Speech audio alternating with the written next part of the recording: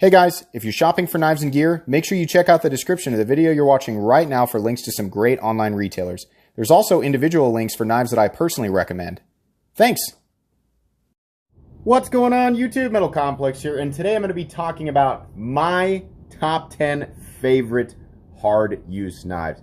I know 100% this is a touchy topic. There are people ready to start typing up their paragraphs about how I can't even talk about it without considering a fixed blade. If you're going to be using knives for those types of tasks, you should be using a fixed blade. There you go. I took it away from you. Now you don't have to say it in the comments section. We know that a fixed blade is probably the better tool. Here's the thing though. Not everybody is in, the exact same robotic circumstance where they're just, I am outside, I am going to do some things outside, I have a fixed blade, and there are no other variables to consider. No, some people are in situations where the convenience of an object that is folding, right, because they're doing other things than just you have to imagine me being animated right now, right?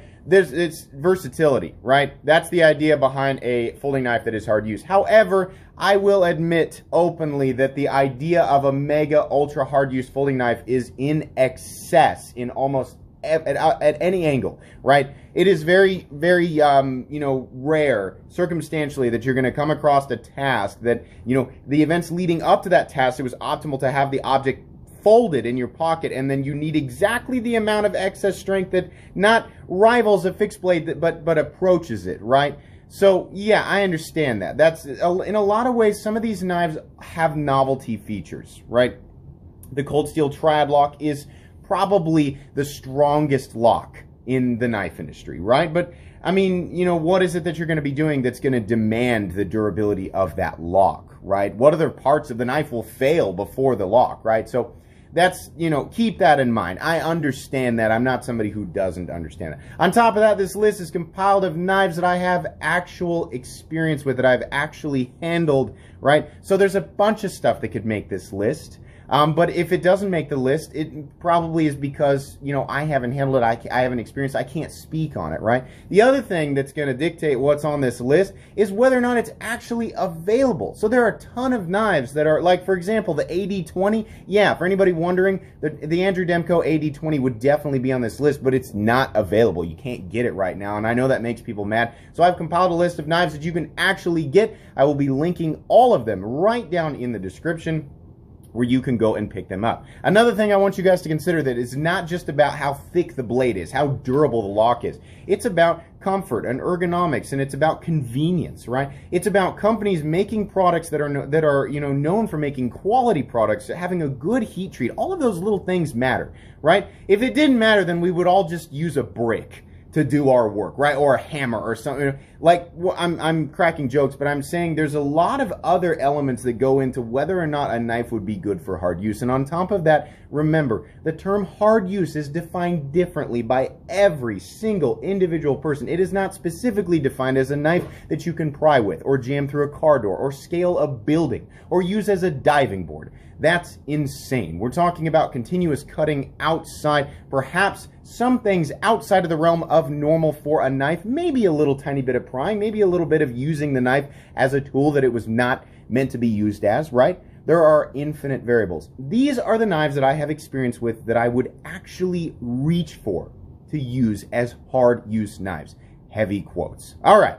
Have I covered as many angles as possible? Have I, managed to mitigate some of the fiery comments in the comment section? I don't know. We're just going to go for it. Thanks so much to my generous patrons for supporting me. If you'd like to check out my Patreon, it's in the description. And please follow me on Instagram at metal_complex. Okay, this is a super cold steel heavy list. Surprise. The cold steel triad lock is definitely set up for hard use. And cold steel knives in general, a lot of them really do have great ergonomic lines and are ground well. So the Recon one, definitely. This thing is gigantic. This is a huge knife. G10 and S35VN, you have great ergonomic lines. In the standard position for your hand, you're quite a ways from the blade, and I've always thought, a lot of times if you're putting heavy pressure cuts into something, you really want to be choked up right behind the blade safely. There is a little area up there where you can do that. It's nice and wide. It's not really a choil, but it'll work. In this case, for the most part, some people like the Tanto versions. I kind of like the ones with belly. It depends on what you're doing. Yeah, this is the version that has the clip point with the belly. Cold Steel's S35EN is great. The Triad Lock, of course, is awesome. It's not the easiest thing to manipulate with one hand, which is definitely a factor. When you're working with your hands, it's nice to be able to manipulate your tool with one hand, put it back in your pocket. You can do this with one hand. It's just a little less convenient than something like, say, a frame lock, right, that can easily be manipulated with one hand. But you know, it's two-handed for the most part, safely to disengage it. Two-handed, you put it back in your pocket. This is huge, but if you're going to be working outside in work pants or jeans, you know, this will fit, definitely. And this will stand the test of time. Absolutely. There's a reason why this list is not 100 knives long and all consisting of Cold Steel knives that have the Triad Lock. It's because, while the Triad Lock itself is cool, I'm looking for designs that actually work with the human hand and actually make sense for carrying on a job site or for whatever. If you're working outside, this is a knife that's comfortable to hang on to. It's big, it's powerful, right? But it's easy to use as a tool, and there's not really a whole lot here going on outside of the realm of utility. You know, this is obviously a knife that was meant for a specific setting, and I think it does that well. This is definitely one of the best hard-use folding knives out there. Moving on, of course, the Cold Steel 8010. This one, for me, it's something that I think I would reach for over the Recon because it's not quite as long. It's definitely thick. It's definitely robust. But it feels a little bit more... I mean, this has a more natural choke-up position. It's contoured. The G10 is not super aggressive like on the Recon, which is great if you really, you know, if it's going to be, you're going to be sweaty and sliding all over the place, right? But the ergonomic lines on this thing are going to lock you in pretty good. And if you're wearing gloves, you're probably going to be good to go anyway. Yeah, this thing is ridiculously robust for many of the same reasons as the Recon 1. It's awesome. It's just a little bit shorter, a little bit fatter. In a lot of ways, it might work a little bit better in the pocket for some people. But yeah, I also love the blade profile of this guy. You've got that flat that runs way out to the edge, or way out to the tip, making the tip of this thing a little bit short and stubby, but definitely resilient. It's going to be a lot more resilient than the Recon 1's tip, you know, in my opinion. Yeah, even the Tanto. It's just, if you're going to be using this thing periodically as a shovel or other things that you shouldn't be... By the way, anything that I'm suggesting here that you might use these knives for, I'm in no way saying that the warranty is going to cover it. These knives, while being hard use in nature and being marketed that way, are still meant to be used as knives or for cutting tasks. Yes, even you people who have grown up using your knives for all sorts of different things, the manufacturers make these things as cutting tools. So if you know, if you're prying with your knife and it breaks it, they're understandably not going to warrant that. But if that is going to be a circumstance that is outside of your control and the only thing that you have is your folding knife, this is going to do it better than a lot of regular EDC folding knives, for sure. Moving on here, of course, I couldn't put the 8010 on here without putting the 8015 on here. I like this knife a lot more than I thought I would. That scorpion lock actually is something that you can manipulate with one hand, making this, if you like the, you know, if you're like, I really want a hard use knife, but I got to be able to manipulate it with one hand, and I really needed, you know, a lock that I can depend on. Yeah, the scorpion lock is arguably just as strong as the Triad Lock, invented by the exact same person who invented the Triad Lock, Andrew Demko, right? Yeah, this is wonderful. It's the same idea. It's largely the same profile as the 8010, but it's a little bit thinner, a little bit, it's shorter. It's not quite as, you know, mega beefy, overly muscular. It's going to do the job. It's just going to be a little bit more pocket friendly, and it's going to be easier to manipulate with one hand. The blade stock is still very robust. Very capable. You're going to have a lot of excess thickness out there at the tip. Not quite as robust as the 8010, but this will definitely still get the job done. Moving on here, the Cold Steel SR1. I just handled this knife for the first time the other day, and I had no idea what type of war tank I was dealing. This thing is a beast. Like, I handled the Tanto version, and it is literally a slab of steel. Now, that's great, right? The Tanto version is a little bit overboard on the robustness. Yeah, you probably will never snap that blade. Probably not, right? If you find yourself in so many situations where you're worrying about whether or not your blade is going to snap because of what you're doing with it, and you think that's the reason you need to pick up the Tanto version, you need a pry bar, friend. The only reason that these knives exist is the idea that, you know, there might be a circumstance where you're walking around with a knife in your pocket and that's all you've got, and you happen across a scenario where you don't have a choice but to use your knife, right? It's not a common circumstance. If it's happening all the time, you need to use a different tool or pack different tools with you, right? So, for that reason, after that long rant,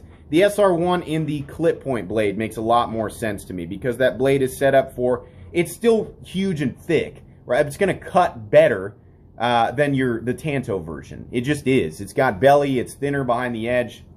It's still going to be robust enough to tackle some of those weird things you might have to use your knife for in a hard use setting, but yeah. And then on top of that, fantastic ergonomic lines. It fills the hand out. It's got the triad lock. I mean, this is an obvious, truthfully, after handling it, I bought one for myself. I bought the light version.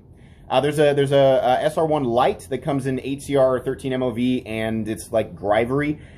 At the price, you know, these guys are a little more expensive. I want to say the one we're looking at here is like 160, 170. For 60 bucks, the SR1 Lite, if it is the same robustness, I honestly don't really care what the blade steel is or what the handle material is. If I can take this thing out and do almost whatever I want with it, yeah, it's worth the $60 to me. This was one of the most impressive cold steel knives that I have ever handled, even over the American Lawman. I'm really excited to get this thing out and really beat the crap out of it. Here's another thing that goes into this list. A lot of these, there's a million knives that could be on this list, right? But what I wanted to focus on was knives that have a community backing, and the foundation for that backing is actual use. Any of the knives on this list, you can go and find extensive evidence of people using these things, abusing these things, and they continue to stand the test of time, right? So if your favorite knife is not on this list, right, and it's something that I have handled, don't be offended. It may just be that, you know, outside of my own personal experience, which is limited, I couldn't find enough evidence to support that these things have actually stood up, right? But the SR1, yeah, throw a stone in any direction on the internet and you'll find evidence of the SR1 being used and abused, for sure. Moving on here, of course, Cold Steel American Lawman. This is a classic. If you don't own this knife, you should own it. It's a wonderful EDC size. It's a big knife, but it's definitely smaller than the other cold steel knives that I put on this list, making it much better for EDC and handy in a pinch if you have to really use a knife hard, right? If you're not walking around with a USMC K-bar on your side, you know, as much as the fixed blade community would like us to think that we should all just be walking around with fixed blades, we can't all do that, guys. I couldn't imagine those comments are 100% serious, right? We can't all walk around with fixed blades. Sometimes it just makes more sense to have a folding knife, right? The American Lawman Wall, obviously not as strong as a fixed blade, is certainly a handy, super hard use folding knife that is easy to manipulate with one hand because the handle is shorter than like the Recon 1 or the SR1. It's got the thumb studs, and it's got fantastic ergonomic lines. The blade is ground really, really well. These are S35 yen. Wonderful, wonderful, wonderful knife. This is one of my favorite folding knives of all time, and honestly, I think it's one of the best folding knives that's ever been made, ever. It will probably continue to have that title for a long time on my channel. All right, let's move on to 5 more knives that are not cold steel knives. Ready? The Spyderco Manix2XL. And I know a lot of people are, but the tip is so thin, but the geometry is so thin. Again, this list is not based on knives that are, where the spine is so thick that you could, use it as a jackhammer, right? Or a diving board, right? That's not the idea here. This knife is incredibly comfortable. It is large. It fills out the hand. It's got a great choke up position. The cage lock, despite the cage itself being plastic, is very, very strong because it pinches a steel ball bearing up behind the tang of the blade. Not likely that's going to disengage. A much stronger setup than the Axis lock. I know Benchmade fans really want me to put some Benchmades on this list. Sorry, there are no Benchmades on this list. I like Benchmade knives, but for hard use, I don't trust the Omega Springs. I just don't. I'm sorry. The Axis lock itself is great.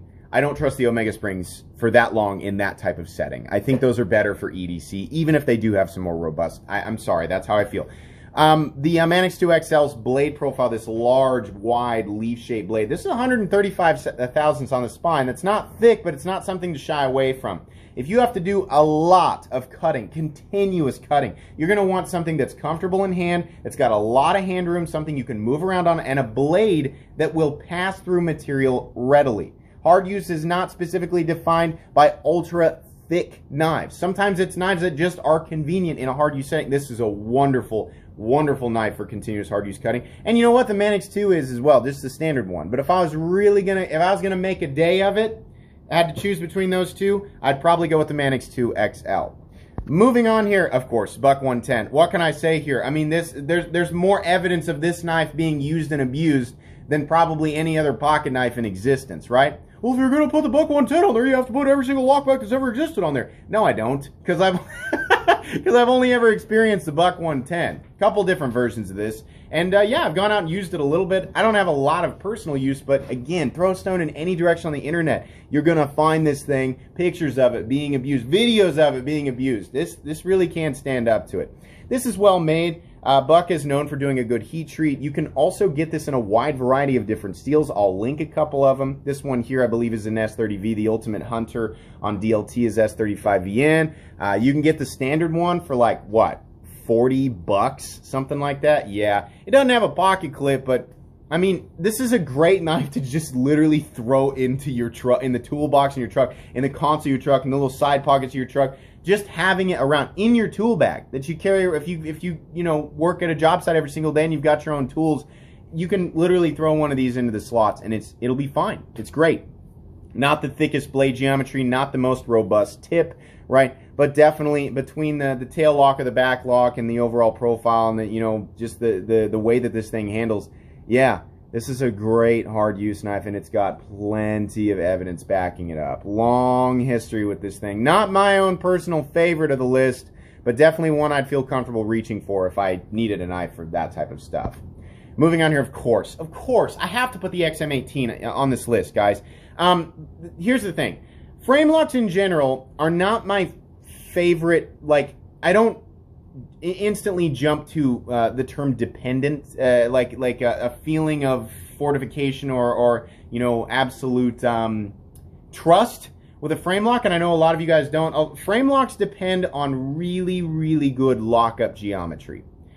We've had some companies that do frame locks regularly, and then you find out that with some spine whack tests, which I don't think proves a whole lot, because you'd have to be cutting in a pretty specific way to get the knife to fail under normal circumstances, which is what the spine whack test is meant to represent, right? But some companies, their lock geometry was just so bad that even under normal circumstances, I wouldn't trust it. However, Rick Hinderer does an excellent job with lock face geometry. With the steel lock bar insert or not, these knives really, really are ready to go. It's mostly the different types of blades that you can get that are handy in a lot of different circumstances. The Wharncliffe blade would be great for this, even though the tip isn't the most robust. The Spanto is going to be awesome, but also your ergonomic lines. And the fact that this knife can be manipulated with one hand. There's a lot of 20 CV being used on Hinderer knives, which is stainless. There's a lot of titanium that's being used on Hinderer knives, and that's going to be basically impervious to corrosion. I know you can toss some titanium in the ocean and after 100 years it'll have corrosion. I don't know. I'm not here to discuss titanium. What I'm saying is that these knives are actually set up to be made or set up to be used in a hard use scenario. Absolutely. If I'm including the Hinderer XM18, why am I not including every other frame lock in existence? Number one, because I don't have experience with every frame lock in existence. I do have experience with the XM18, personal, and you can find a lot of evidence of people. A lot of people tell me, like, there's no way people would actually use, that's a $425 knife. Google anything that even remotely resembles the idea of Hinderer and hard use together. Pretty easy to find. Go on the Hinderer Collectors group on Facebook, take a look at the massive, massive gallery of people having used these knives. Yeah, heat treat's great, materials are great, you can one-hand manipulate these things. They're awesome, and you can pick the blade steel and blade profile and coating of your, whatever you want. It's ready to go. You want full titanium, it's ready to go. One of the most, in fact, it is the most expensive knife on this list, but I'm a huge Hinderer fan. I'm definitely going to include this knife on the list, and I'll include links where you can pick up these knives in a wide variety. Moving on here, the Spyderco Shaman. This is the knife that I have more experience with in, continuous hard use than probably anything else. Other than honestly, the Rat one's not on this list because the locking mechanism just isn't quite as strong, even if the knife has stood up to everything I've thrown at it. I use the Shaman extensively outside, and here recently I got a chance to test the Rex 45 version of this, and I was out in the garage probably cutting for 2 to 2.5 hours. This thing was getting thrown around, tossed around, whatever. It wasn't getting abused. The reason I like this knife is because of the ergonomic lines, because of the comfort in hand. The blade profile, despite being a little bit thick and a little bit chunky, honestly does pass through material pretty easily. Being able to choke up on this thing in that huge if we're going to call it a forward choil that splits the difference between the face of the blade and the scales. Oh my gosh, this thing is ready to go. I don't know what people's deal is with, every now and then I hear someone say, well, the compression lock's not that strong.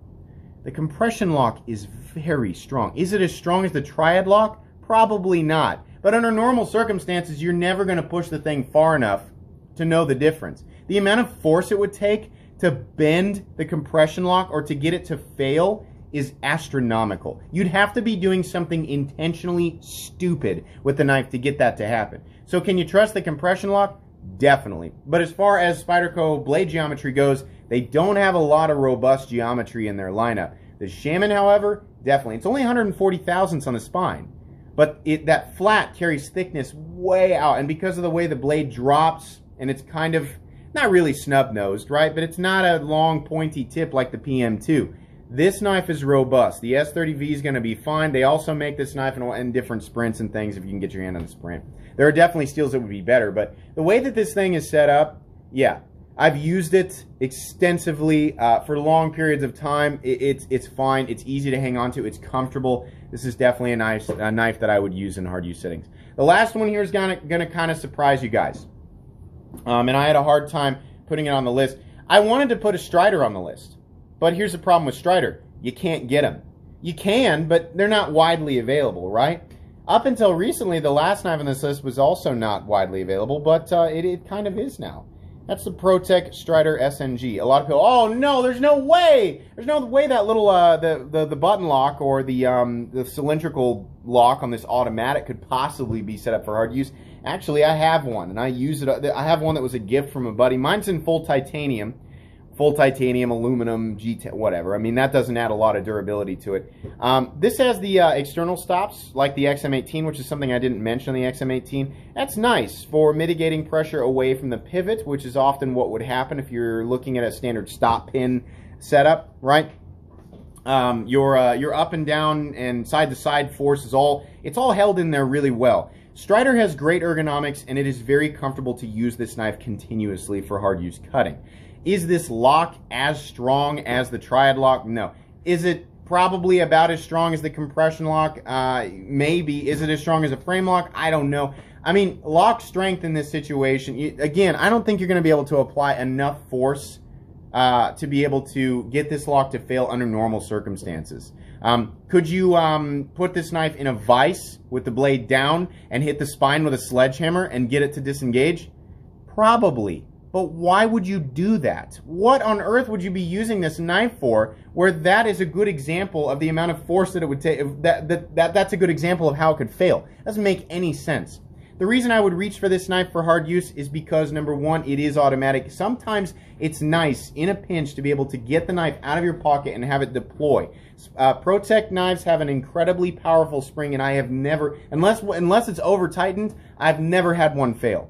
It always deploys, and they lock up solid. These are one of the only, Protec side opening automatic knives are some of the only automatic knives that I would use in a hard use situation, and I honestly think this is the most hard use Protec out there. This is probably the best hard use automatic knife out there. The ergonomic lines of the Strider SG are fantastic. The blade is ground well for continuous cutting. It's pretty thin on the spine. These are about 125 thousandths or so. That means that cutting edge is going to be great. I also love that they use 154 cm. That is an unbelievably well-rounded steel. Very tough for a stainless steel, holds an edge for a decent amount of time, and is wonderfully easy to resharpen.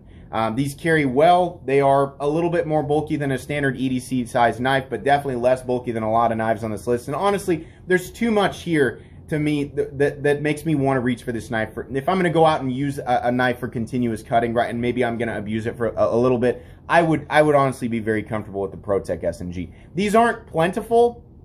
Like if 1,000 of you rushed out to buy these knives right now, they'd probably go out of stock. But they are out there, and I will leave links for these down in the description.